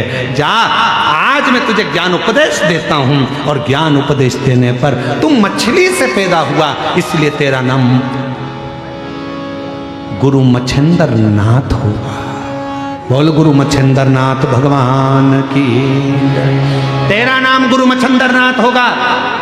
जगत भर में योग का प्रचार और ज्ञान का प्रचार तुम करोगे। शिव की अविरल भक्ति मच्छिंद्र नाथ जी के, गुरु मच्छिंद्र नाथ जी के हृदय में ऐसी बैठ गई कि गुरु मच्छिंद्र नाथ उस शिव साधना से, शिव भक्ति से तल्लीन हो गए। शिव साधना से शिव भक्ति में तल्लीन हो गए।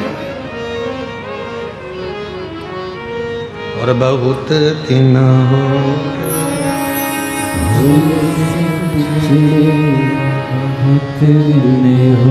गए, बोलो बोलो बोलो,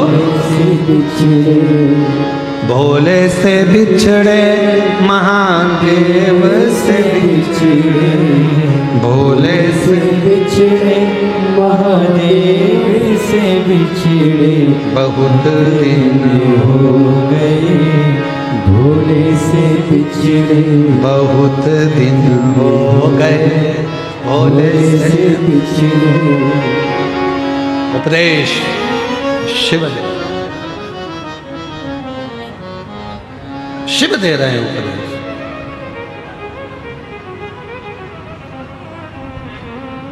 ये माता जी बहुत दूर से ऐसे ही दंडवत करते करते आ रही हैं। हम जब आ रहे थे रास्ते में तभी भी ऐसी ही दंडवत करती आ रही थी। इधर से ही लिया उनको, इधर से आ जाओ, इधर से इधर से। कोई कामना थी, भोले बाबा ने पूरी कर दी। तो बोला था कि जहाँ कथा होगी दंडवत करती करती जाएगी। आज बाबा की कथा में यहाँ योग लगा और उनका आगमन हुआ। शिव कृपा है, शंकर उदार है, शंकर की कृपा।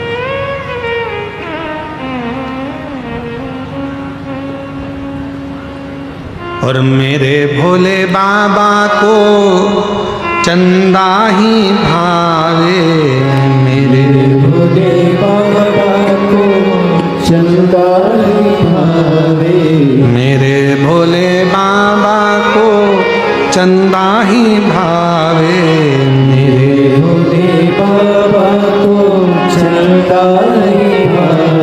बहुत दिन हो गए चांद को देखे, बहुत दिन हो गए, चांद को देखे, बहुत दिन हो गए चांद को देखे। बाबा की अलमस्ती, भगवान की भक्ति, अविरल भक्ति, शिव का स्मरण सुख दे। तुम्हारा नाम मच्छिंद्र नाथ, शिव योग, शंकर की आराधना साधना करते और मच्छिंद्र नाथ जी शिव की भक्ति में डूबे। प्रसंग देखिएगा जरा, शिव महापुराण की कथा कर रहे हैं। जो शिव जी के मंदिर में एक लोटा जल चढ़ाने लगता है, जो शंकर जी के मंदिर में झाड़ू पोछा करने लगता है, जो शंकर भगवान का श्री शिवाय नमस्तुभ्यम मंत्र का जप करने लगता है, अपने घर के दरवाजे पर लिख दो श्री शिवाय नमस्तुभ्यम, गाड़ी पर लिख दो श्री शिवाय नमस्तुभ्यम, फैक्ट्री पर लिख दो श्री शिवाय नमस्तुभ्यम। ये सब कुछ भोलेनाथ सब तेरा है। मेरा घर तेरा, गाड़ी तेरी, बंगला तेरा, सब तेरा, मेरा कुछ नहीं। मेरी गाड़ी, मेरा बंगला, मेरा पैसा सब तेरा, सब कुछ तेरो सरकार, मेरा तो कुछ भी नहीं, सब कुछ तेरो भोलेनाथ, मेरा तो कुछ भी नहीं। मेरी बीवी, मेरे बच्चे, मेरे घर परिवार, मैं खुद भी हूँ तेरा सरकार, मेरा तो कुछ भी नहीं, मैं खुद भी हूँ तेरा सरकार, मेरा तो कुछ भी नहीं। चलो तो मोबाइल ला के मेरे को दे दो। अभी तो तुम बोली हो कि कुछ मेरा नहीं है, चलो जल्दी जल्दी मोबाइल ला इधर, ला इधर। कहना सरल है, तन मन धन सब कुछ तेरा, हम सब कुछ है तेरा। और इतनी देर में अपनी कोई चप्पल चुरा के ले जाए तो फिर कहना सरल है, मन को ठहराना कठिन है, बहुत कठिन, बहुत कठिन। मन को ठहराना कठिन। और वो चप्पल चली भी गई तो उसमें ध्यान आ रहा है।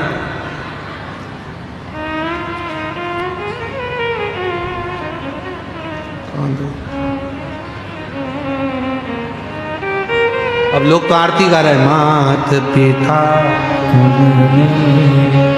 शरण गौ में किसकी, स्वामी शरण गौ में किसकी।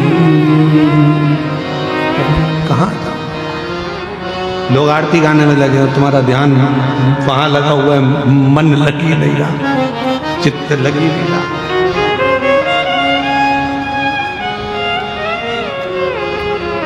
मेरी गाड़ी, मेरा बंगला, मेरा पैसा सब तेरा, सब कुछ तेरो भोलेनाथ, मेरा तो कुछ भी नहीं, सब कुछ तेरो भोलेनाथ, मेरा तो कुछ भी नहीं। शिव कथा कह रही है मच्छिंद्र नाथ जी को, जो शिव कथा कहती है, जो एक लोटा जल शिव को चढ़ाने लगता है, शंकर भगवान को जो एक बेलपत्र चढ़ाने लगता है, शंकर भगवान को जो श्रृंगार करने लगता है, शंकर भगवान को मंदिर जो जाने लगता है, श्री शिवाय नमस्तुभ्यम जो बोलने लगता है, समझ लो शंकर भगवान का वो अपना हो जाता है और उसके मुख से निकली हुई वाणी शिव पूर्ण करना प्रारंभ कर देते हैं। शिव पूर्ण करना प्रारंभ कर, वो सिद्ध सिद्ध।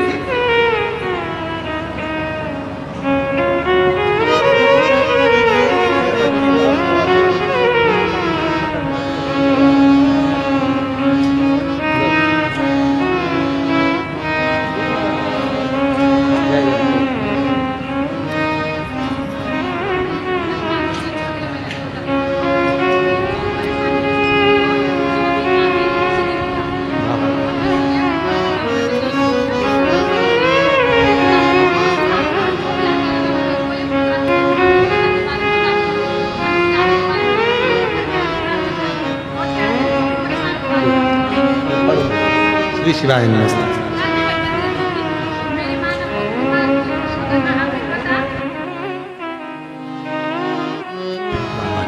शंभो बहुत दिन हो गए भोले से बिछड़े बहुत दिन हो गए, भोले से बिछड़े। शिव कथा कर रही है, भगवान शंकर का पवित्र चरित्र कर रहा है, शिव महापुराण की कथा कर। मच्छेंद्रनाथ, तुमने योग सीखा, साधना करी, ज्ञान लिया, मेरी आराधना और मेरी साधना करी और मेरे ही विश्वास पर तुम पूर्ण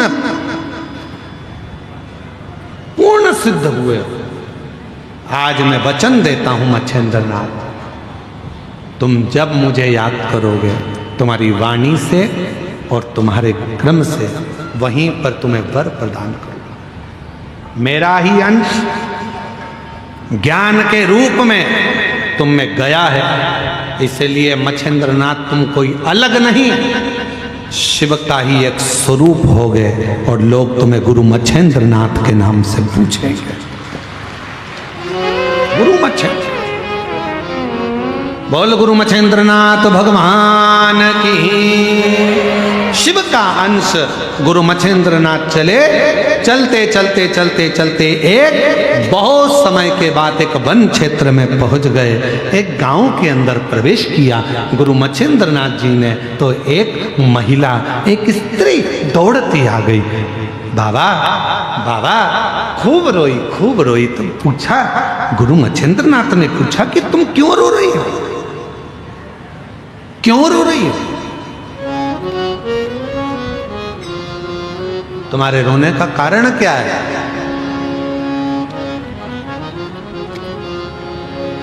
क्यों रो रही हो तुम? गुरु मच्छेंद्रनाथ ने पूछा। स्त्री ने कहा, मेरे घर में संतान नहीं है, नारी बोरी मेरे घर औलाद नहीं। गुरु मच्छेंद्रनाथ ने कहा कि अभी तुम्हें कुछ देर पहले ही बाबा भोलेनाथ को भस्म चढ़ा के आया हूं, भभूति मेरे पास रखी है, भस्म ले, ये भभूति लेकर जा, ये भस्म लेकर जा, पति और पत्नी दोनों ग्रहण कर लेना, गर्भ ठहर जाएगा, संतान हो जाएगी।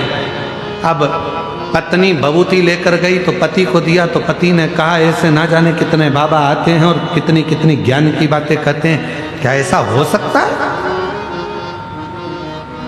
कई लोगों के मन में ये बहुत सारा भाव होता है, कथा पंडाल में बैठ के सुनेंगे तो क्या मुराद पूरी हो सकती है, शिव जी को एक लोटा जल चढ़ाएंगे तो क्या हमारी समस्या का हल हो सकता है, एक बेलपत्र शंकर को चढ़ाएंगे तो हमारा दुख मिट सकता है, क्या हम भगवान शंकर के मंदिर में झाड़ू पोछा करेंगे तो क्या हमारी तकलीफ मिट सकती है, क्या हम शिव पुराण कथा सुनने के वहां की मिट्टी को अगर शरीर पर लगाएंगे तो क्या हमारा दुख मिट सकता है, तकलीफ मिट सकती है? भाई, अगर विश्वास है तो भोलेनाथ भी है, और विश्वास नहीं, मानो तो मैं गंगा मां हूं और ना मानो तो बहता पानी, आपके ऊपर निर्भर करता।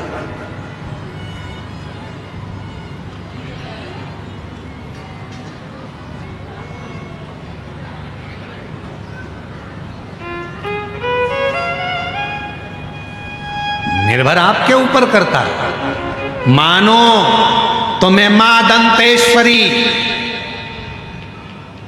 सती के दंत से प्रकट हुई और दुनिया का कल्याण करने के लिए दुनिया की सारी शक्तिपीठ मिलने के लिए इस दंतेवाड़ा में आती है। मैं दंतेश्वरी के पास, दंतेश्वरी के पास, मानो तो मैं दंतेश्वरी, ना मानो तो मां के रूप में विराजमान, आओ तो ठीक, ना आओ तो ठीक।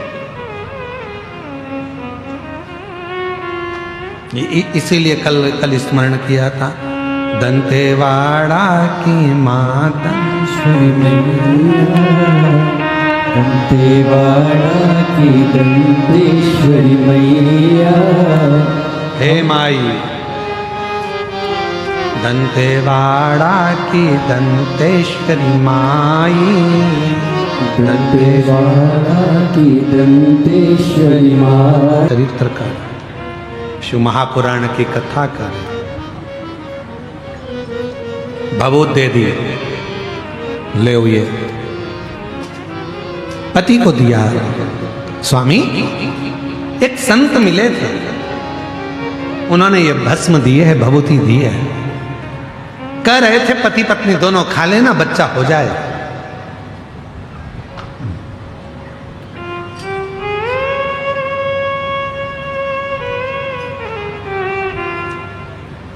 कई लोग कहते हैं क्या गुरु जी भगवान को मानना जरूरी है? क्यों नहीं?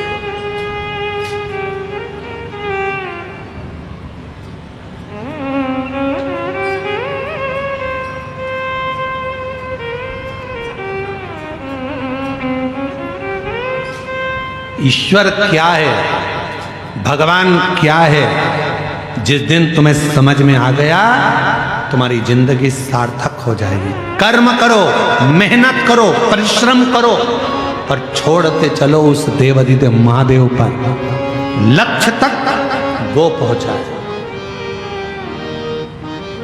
आज का पढ़ा लिखा जमाना है, जरा सा थोड़ा सा लोग पढ़ लेते हैं तो कहते हैं हम ईश्वर को नहीं मानेंगे, हम भगवान को नहीं मानेंगे। थोड़ी अकल लो, वो अंबानी परिवार से थोड़ी अकल लो, करोड़ों का धन है, वैभव है, उसके बाद भी भगवान की भक्ति में हमेशा लगा ही रहते हैं। थोड़ी अकल लो वो बिरला परिवार से, थोड़ी अकल लो किसी अच्छे अच्छे आनंद करने वाले विद्वज्जनों से। थोड़ा सा पढ़ लिए, भगवान को नकार दिया, हम नहीं मानते, हम डॉक्टर बन गए, हम ये बन गए, हम कलेक्टर बन गए, हम ये बन गए, हम परमात्मा को नहीं मानते। मत मानो। जब बीमार पड़ोगे, एक दिन कुर्सी से नीचे उतरोगे, कोई नहीं पूछेगा, तब कमरे में पड़े रहोगे, कोई नहीं पूछने वाला, तब याद आएगा भगवान कौन सा कर्म दंड किया था, भुगता रहा है, जल्दी से ले जा। तब याद आएगा कि ईश्वर क्या होता है। हम नहीं मानते परमात्मा को, हम नहीं मानते भोलेनाथ को, हम नहीं मानते भगवान को। बस थोड़ी सी अध्ययन कर लिया तो सोचा भगवान है ही नहीं, हम कर रहे हैं वो ही सब करेंगे, हम ये करेंगे, हम वो करेंगे। एक बार किसी ने हमको न्यूज़ चैनल वालों ने बुलाया, बोलते आप साइंस को नहीं मानते? हमने कहा पूरा मानते, पूरा मानते।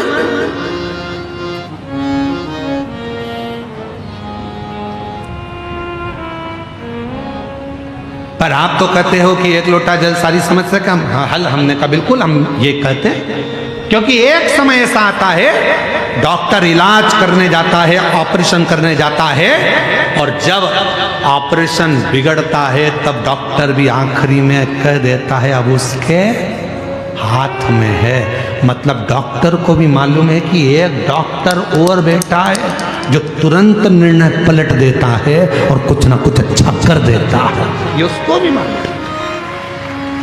फिर कहा आप साइंस को नहीं मानते? हम मानते। हम कहाँ नहीं मानते, पर हम साइंस को पूरा कब मानेंगे जब दुनिया में से लोग कहते हैं आज साइंस ने बच्चे पैदा करना चालू करे, आज साइंस ने ये करा, आज साइंस ने वो करा। तो हम जब मानेंगे जब दुनिया में से कोई मरना बंद कर देगा, तब जाने कि साइंस ने कोई बहुत बड़ा काम किया। अब पृथ्वी पे से कोई मर ही नहीं लिया, सब यही है, सब यही। हम मानेंगे, हम नहीं, हमेशा नहीं कहते कि नहीं मान, हम आज भी मानते हैं बहुत कुछ करा। आज साइंस ने बहुत उत्थान करा, बहुत कुछ हमारे मेडिकलों में, हमारी चिकित्सा में बहुत साथ दिया, सब कुछ मानेंगे। पर तुम अगर ईश्वर को नकार दोगे तो हम ये नहीं मानेंगे। ईश्वर को नकारा कि हम नहीं मानेंगे। ईश्वर ईश्वर है, एक दिन उस परमात्मा की शरणागति ग्रहण करना ही पड़ती है। इसलिए निवेदन है खूब पढ़ो, खूब उन्नति करो, खूब बढ़ो। मेरे बेटा बेटी खूब चार चांद लगाएं, पर अपने उस सनातन धर्म को ना भूलें, उस ईश्वर की शरणागति ना भूलें, भगवान देव अधिदेव महादेव की भक्ति ना, अपने सनातन को मत भूलो। दूसरे कहेंगे हमारे साथ चलो, कोई ईश्वर नहीं है, कोई भगवान नहीं है, देवताओं को मत पूछो, क्यों पानी चढ़ा रहे हो, क्यों भगवान को मना रहे हो। दुनिया के लोग कहेंगे क्यों? क्योंकि वो चाहते हैं कि आप सनातन धर्म छोड़कर हमारे धर्म में आ जाओ। ईश्वर को पूछना बंद कर दो, भगवान को पूछना बंद कर दो, कथा सत्संग भागवत रामायण गीता बंद कर दो, ये वो चाहते हैं। पर याद रखना अंतिम गति इसी में है, इसी में। झूठी पत्तल खाने दूसरे धर्म में मत जाना। भले अपने धर्म की सूखी रोटी खा लेना, पर दूसरे धर्म में प्रवेश मत करो। सूखी रोटी खा लो, नहीं जा रहो। दिया भभूति मच्छेंद्रनाथ जी ने थोड़ी सी भस्म दे दी, ले पति और पत्नी दोनों खा लेना। पति गुस्से में आ गया, भस्म खाने से भभूति खाने से क्या बच्चा हो जाएगा, संतान हो जाएगा। भभूति ली पत्नी के हाथ से और खुद ने भी नहीं खाई, पत्नी को भी नहीं खाने दी। और गाय के गोबर में, गाय के ग्वाड़े में, जहां गाय बनती थी उस गौशाला में, उस भभूति को, उस भस्म को फेंक डाल, चले गए। समय बीत गया।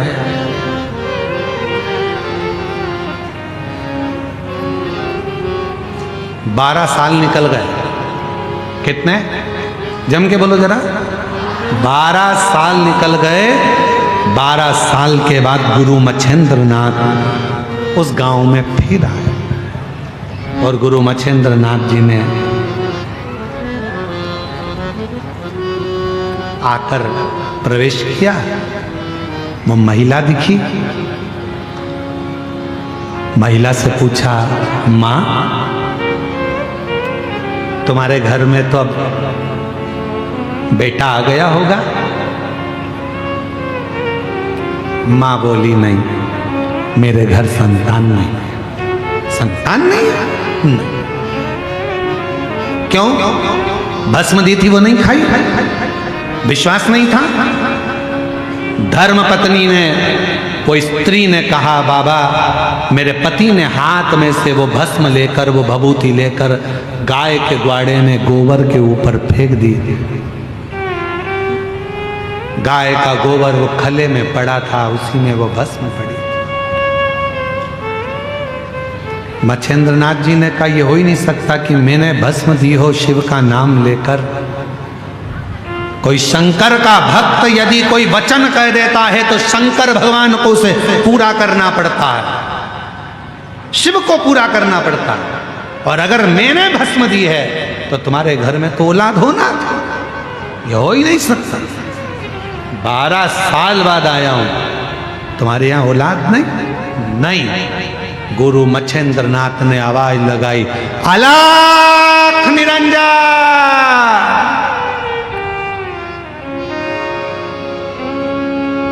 गुरु मच्छेंद्रनाथ फिर बोले, अलख निरंजन। फिर आवाज लगाई, अलख निरंजन। इतनी देर में गाय के गोबर में से एक बच्चा निकल कर आया। आदेश, आदेश, आदेश। दौड़कर आया। 12 साल का लड़का था। खड़ा हो गया, मच्छेंद्रनाथ जी के चरणों में प्रणाम किया। पूछ रहा है, मैं कौन? शिव योगी गुरु मच्छेंद्रनाथ कहते हैं, तू मेरे शंकर की भस्म से, गाय के गोबर से प्रकट हुआ। आज से तेरा नाम गुरु गोरक्षनाथ होगा। गुरु गोरखनाथ, आज से तेरा नाम गुरु गोरखनाथ, गुरु गोरक्षनाथ होगा। शिव भक्ति कर, शिव की आराधना कर। जब शंकर तेरे हृदय में प्रवेश कर जाएगा, जो शिव की उपासना से जन्म लेता है, जितनी जितनी माताएं जिनको 8 साल, 7 साल, 12 साल, 14 साल, 24 साल, 25 साल, 30 साल, 50 साल के बाद बच्चे हुए हैं, शिव की कृपा से हुए हैं, मेरी जीजियों घबराना नहीं। तुम्हारे गर्भ में इतने सालों के बाद जब डॉक्टर ने मना कर दिया था कि तुम मां नहीं बन सकते, डॉक्टर ने कह दिया था तुम्हें औलाद नहीं होगी, उसके बाद भी अगर भोलेनाथ ने तुम्हें संतान दी है, तुम्हारे यहाँ पर 4 लड़कियां थी, 3 लड़कियां थी, उसके बाद भी अगर भगवान बेटा दे दिए, तुम्हारे यहाँ संतान की प्राप्ति प्राप्ति हो गई। कोई बेटा बेटी एक भी नहीं था, बेटी ने भी अगर जन्म लिया, बेटे ने भी अगर जन्म लिया, और तुम्हारे घर में अगर औलाद ने जन्म लिया है कई सालों के बाद, और शिव के पशुपति व्रत से, सफेद आंकड़े की जड़ से, शंकर की कथा से, शिव महापुराण की भूमि की रज से अगर तुम्हारा गर्भ ठहरा है एक लोटे जल से, तो तुम्हारे बच्चे की परवरिश करने की जवाबदारी भी उस शिव की है, क्योंकि शिव ने दिया, शंकर ने दिया।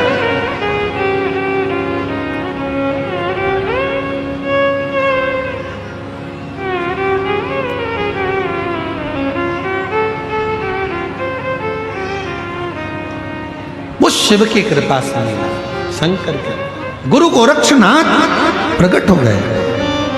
गुरु मत कहा मच्छेंद्रनाथ जी ने, शिव की आराधना। गुरु गोरखनाथ जी ने पूछा कि शिव क्या करते हैं? गुरु मच्छेंद्रनाथ जी ने कहा, जब आप पूर्ण तरह से शंकर की भक्ति में डूबे रहते हो, तो तुम्हारे भीतर, तुम्हारे हृदय में, तुम्हारी वाणी में, तुम्हारे श्रवण में, तुम्हारी भुकुटी पर, तुम्हारे ब्रह्मांड में स्वयं शिव आकर बैठ जाते हैं, और तुम्हारी वाणी भी शिव की वाणी हो जाती है। फिर उससे कोई झुटला नहीं सकता, कोई झुटला नहीं सकता। सत्यम शिवम सुंदर, वो वाणी से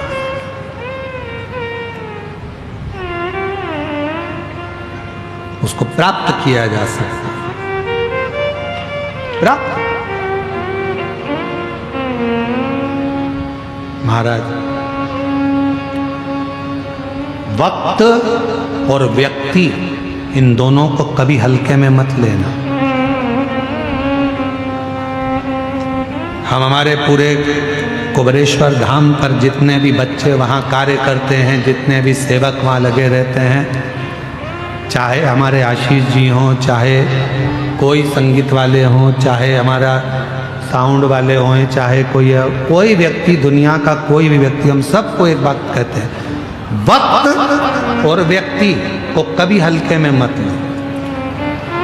कब कौन सा व्यक्ति का वक्त बदलेगा और कब तुम्हारा वक्त बदलेगा, और कौन से व्यक्ति से किस वक्त तुम्हें जरूरत पड़ जाए उस व्यक्ति की कोई भरोसा नहीं। कोई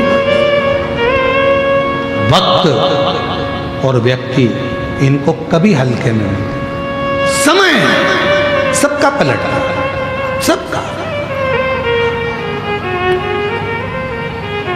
जहां इतना उपद्रव मचता था, गिदम जैसे क्षेत्र में लोग आने के लिए डरते थे, कोई इस क्षेत्र में आना पसंद नहीं करता था। नक्सल के कारण आज नक्सल पर कमांड हुआ। आज पूरा गिदम और दंतेवाड़ा क्षेत्र खुलकर जी रहा है। वक्त बदला, वक्त बदला, समय बदलता, सब कुछ बदलेगा। तुम्हारे पड़ोस में कहीं घूड़ा भी पड़ा है, कचरा पटकते थे, उस कचरे पटकने वाली जगह पर भी बड़ी बड़ी होटल बन जाती है। कभी कभी तुम्हें स्मरण में आता है, तो कचरा घर था, कचरा पटकते थे, ऐसी जगह थी, वैसी जगह थी, और वहां बिल्डिंग बनी हुई है। वक्त और व्यक्ति, किसी को हल्के में मत लो। छोटे से छोटा व्यक्ति भी है तो उसको प्रणाम करना चालू करो। कब वो अच्छी जगह पर बैठ जाएगा, कब वो बहुत ऊंचे सिंहासन पर बैठ जाएगा, किसी को नहीं मालूम है। कब वक्त पलट जाएगा, किसी को नहीं मालूम है। इसलिए याद रखो, वक्त और व्यक्ति को कभी हल्के में लेकर मत चलो। समझ कर चलना, जो वक्त आज है भगवान की कृपा से अच्छा है, इसी को हम खुश होकर जिए। कल का इंतजार ना करें, और दुनिया कल के इंतजार में बैठी। कल के महाराज,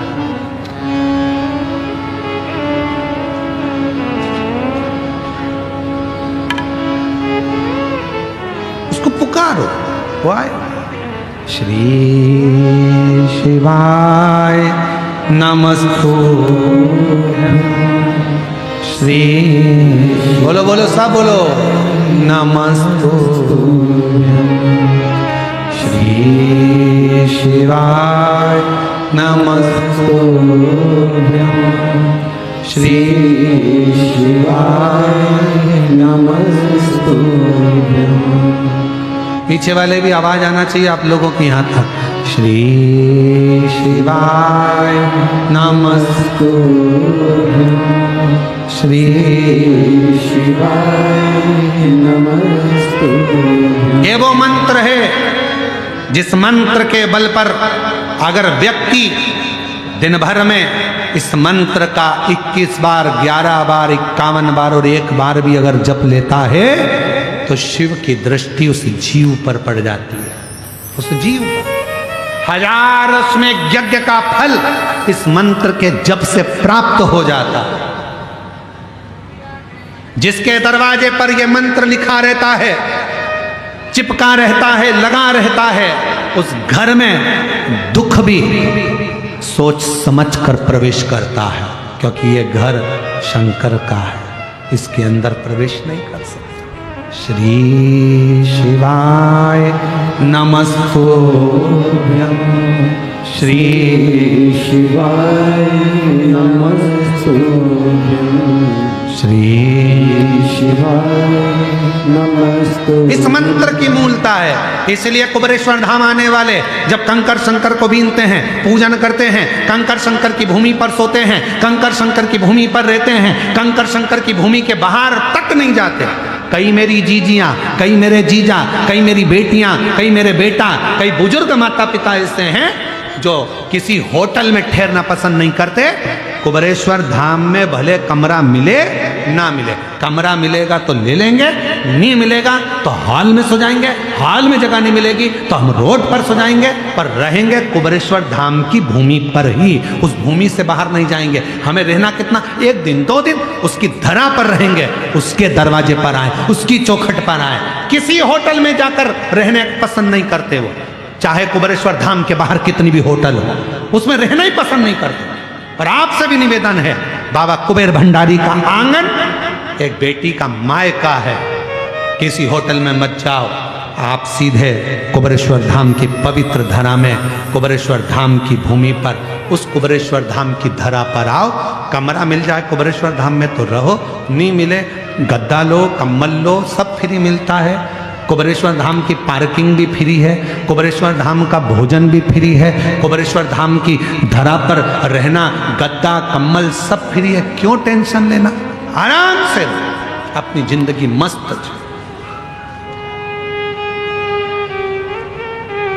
अलमस्त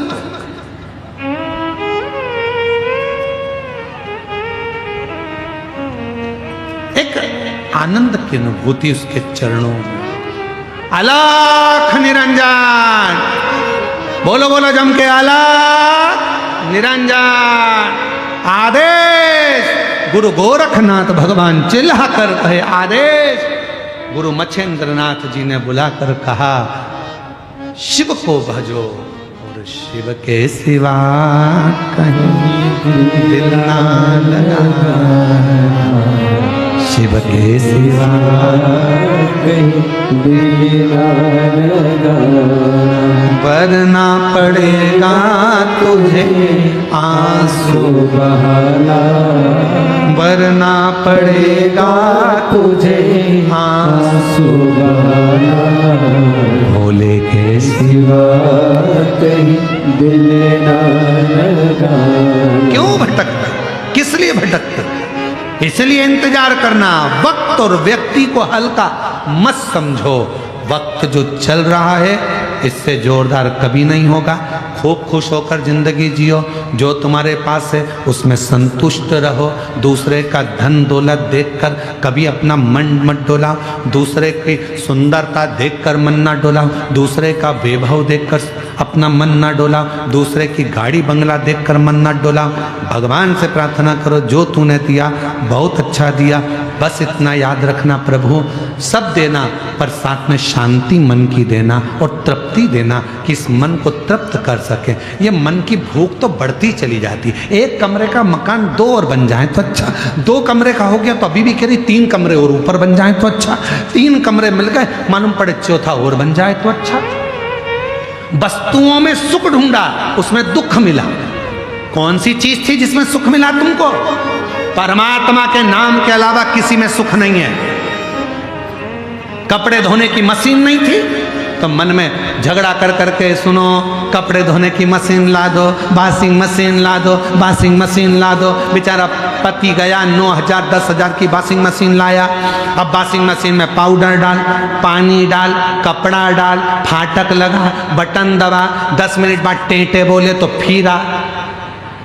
फिर कपड़ा उसमें से निकाल, धोने वाले में सूखने वाले में डाल, फिर उधर से निकाल, फिर बाहर ले जाके डाल, आखिरी में वॉशिंग मशीन रख तो पूरी साफ करके रख, नहीं तो जाम हो जाएगी। तो इससे तो भाई अपने अपने कमरे से निकले और पछिट के धो दिए, वही अच्छा था। काय की वॉशिंग मशीन आई, प्राण खा गई आधे से ज्यादा, अपने लाइट खाए, पाना खाए, पाउडर खाए। फिर मन में आया भगवान कृपा कर दो, बेटे की शादी कर दो, बहू आ जाएगी, गरम गरम रोटी देगी, सुख देखा था। अब जब से आई है रोज गरबा कर रही है, रोज प्रतिदिन। काल के पंजे से माता बचाओ,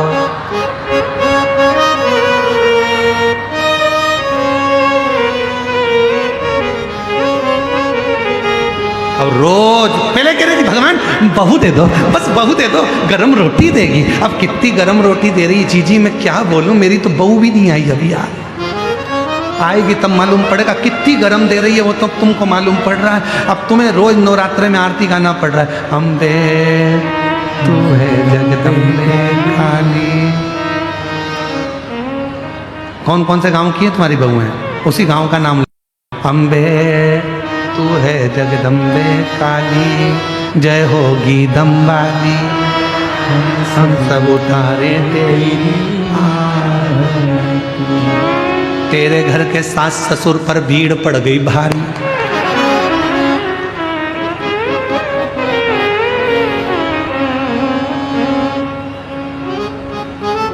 जब देखो जब मेरे छोरा पे दौड़ के भागे आदि, ओ गीदम वाली, हरि रायपुर वाली, ओ बिलासपुर वाली, हम सब उतारे थे।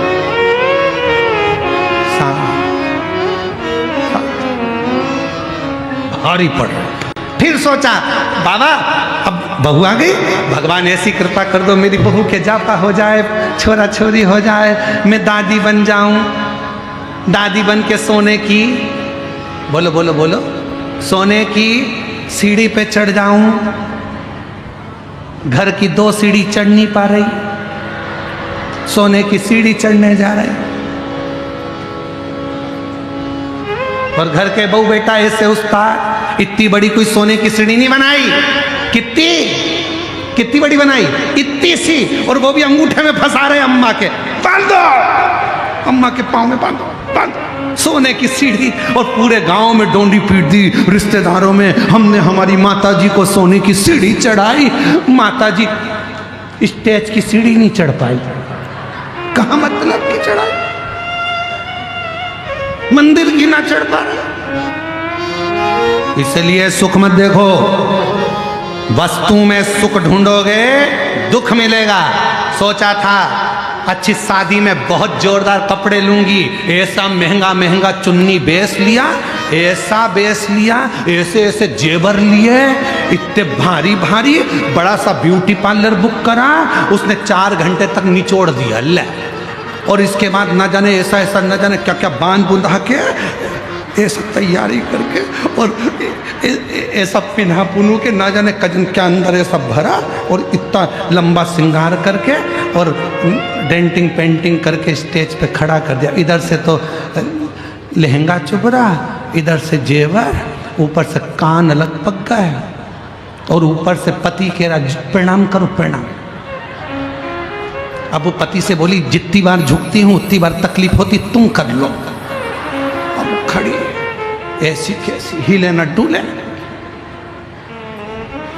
सबसे पहला काम उसने एक ही करा, जैसे स्टेज से उतरी, भैया ये लो, भैया ये लो। अरे भैया अपन तो साधारण ही अच्छे हैं, इसलिए जीजी याद रखो जितना परमात्मा ने दिया है उसमें सुख ढूंढो, दूसरी वस्तुओं में सुख कभी नहीं मिल सकता, कभी नहीं मिलेगा। सुख ढूंढना बंद करो। आज की जो जिंदगी है, आज जैसा जीवन जी रहे हो उसमें सुख देखो। सर्वे भवन्तु सुखिनः। आज जैसी जिंदगी जियो, जितना भगवान ने दिया उसमें संतुष्ट रखो, जितना अच्छा शरीर दिया उसमें संतुष्ट रहो, अपने पास जितना है उतने में संतुष्ट रहो। गाड़ी नहीं है कोई बात नहीं, महल नहीं है कोई बात नहीं, पर दिल तो बड़ा है ना, कोई आए तो भूखा ना जाए, इससे बढ़कर कुछ नहीं चाहिए। स्माइल देकर जियो, खुश होकर जियो, ये जिंदगी का सुख है। रो रो कर जिंदगी मत जियो, अपने जीवन को आनंदित जीने का प्रयास करो, जो शिव ने सिखाया है, सत्यम शिवम सुंदरम की जिंदगी जियो। गुरु गोरखनाथ जी को ज्ञानोपदेश दिया, आगे वर्णन आया, माँ पार्वती जगत जननी, भगवान श्री गणेश जी महाराज प्रकट हुए हैं। जोरदार ताली बजाएं, भगवान श्री गणेश जी महाराज पधार रहे हैं आनंद के साथ। बोल गणेश जी महाराज की। गणपति बब्बा, गणपति बब्बा, गणपति बब्बा। एक लड्डू छोटा सा, गणपति बप्पा मोटा सा, एक लड्डू छोटा सा, गणपति बप्पा मोटा सा, एक लड्डू छोटा सा, गणपति बप्पा मोटा सा, एक लड्डू छोटा सा। गणपति बप्पा मोटा सा। हार हार। आरती प्रारंभ हो रही। आगामी कथा आप सभी को ज्ञात है, 17 से 21 तारीख तक जिला दुर्ग में नकपुरा पंचायत ग्राम में कथा होगी, 1 बजे से 4 बजे तक, 5 दिवसीय। 24 से 28 दिसंबर तक मीरा भयंदर मुंबई में शिव महापुराण की कथा होगी, 5 दिवसीय। 4 जनवरी से 10 जनवरी तक 2026 में पहली कथा जनवरी के महीने की 2026 की 4 से 10 जनवरी सूरत गुजरात में होगी, और 16 से 22 जनवरी 2026 बड़ौदा गुजरात में शिव महापुराण की कथा होगी। एक बार जोरदार ताली बजाएं सभी श्रोताओं को। हर हर